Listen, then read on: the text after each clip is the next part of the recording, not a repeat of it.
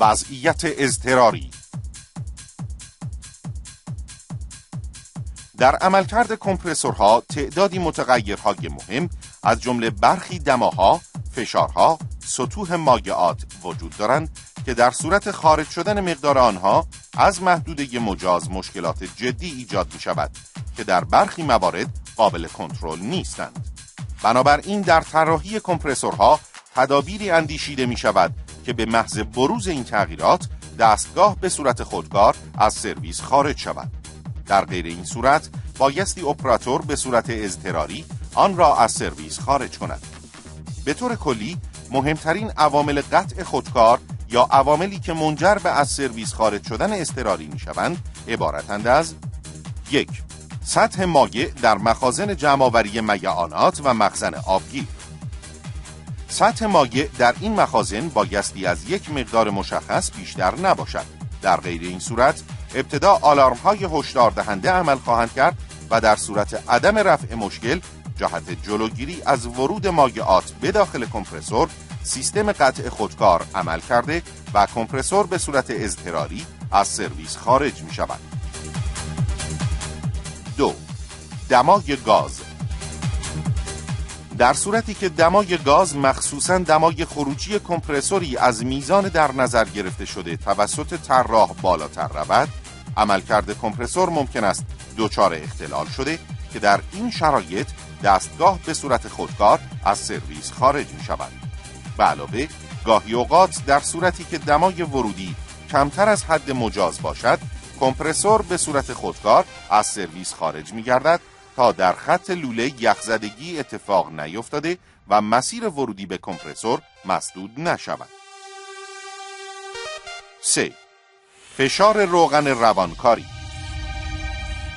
در صورتی که فشار روغن روانکاری بخش‌های لغزنده از جمله یاتاقان‌ها پایین‌تر از حد مجاز باشد، روانکاری به خوبی انجام نشده و سایش و در نهایت خرابی این اجزا اتفاق خواهد افتاد.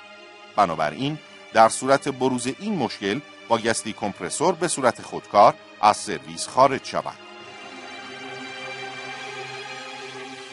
4. فشار روغن آببندی. در برخی موارد آببندی بخش‌هایی از کمپرسور توسط روغن آببندی انجام می شود.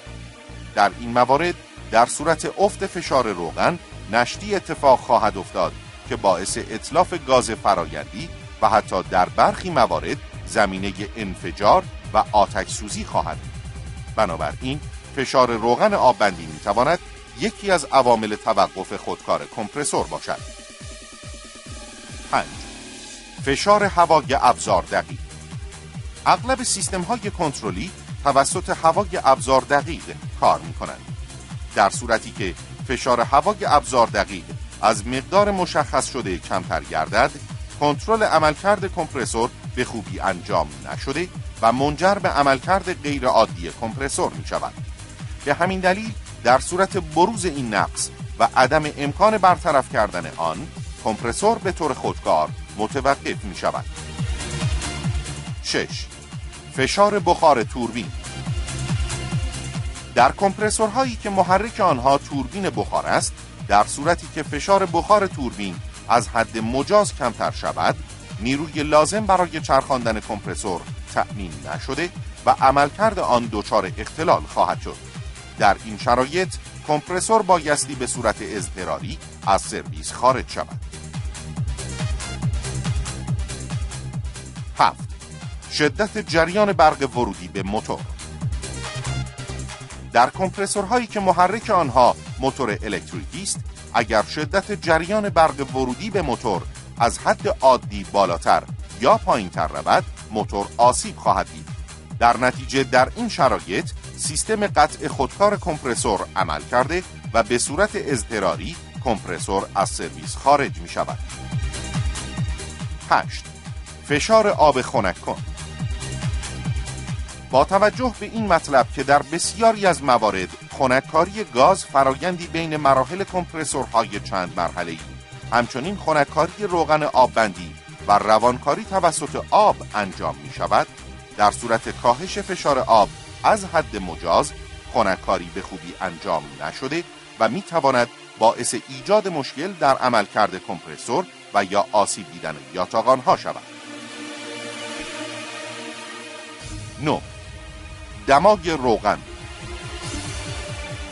دمای روغن بایستی در محدوده مشخصی باشد. در غیر این صورت بایستی کمپرسور از سرویس خارج شود. 10. دمای یاتاقان. افزایش دمای یاتاقان‌ها در اکثر کمپرسورها خطرناک بوده و حتی ممکن است منجر به آتش سوزی شود. بنابراین اغلب برای آنها سیستم تریپ در نظر گرفته می شود. 11. افت فشار فیلتر روغن. در صورت افزایش افت فشار فیلتر روغن، سیستم‌های آببندی و روانکاری کمپرسور به درستی عمل نکرده و منجر به بروز مشکلاتی می‌شوند. 12. فشار گاز. در برخی موارد کاهش یا افزایش فشار گاز در ورودی و خروجی منجر به وقوع مشکلاتی در عملکرد کمپرسور می‌شود. موارد ذکر شده اغلب غیر ملموس بوده و توسط سیستم‌های ابزار دقیق نشان داده می‌شود.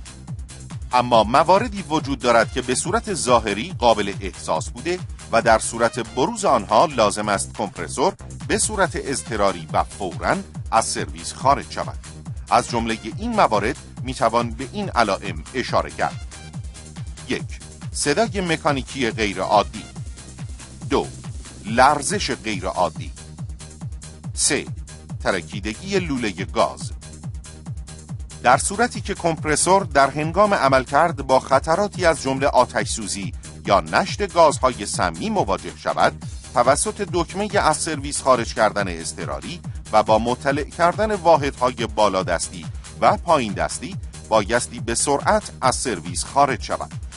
پس از بررسی مشکل، در صورت امکان رفع آن میتوان کمپرسور را دوباره در سرویس قرار داد. در غیر این صورت به واحد تعمیرات بایستی رجوع کرد.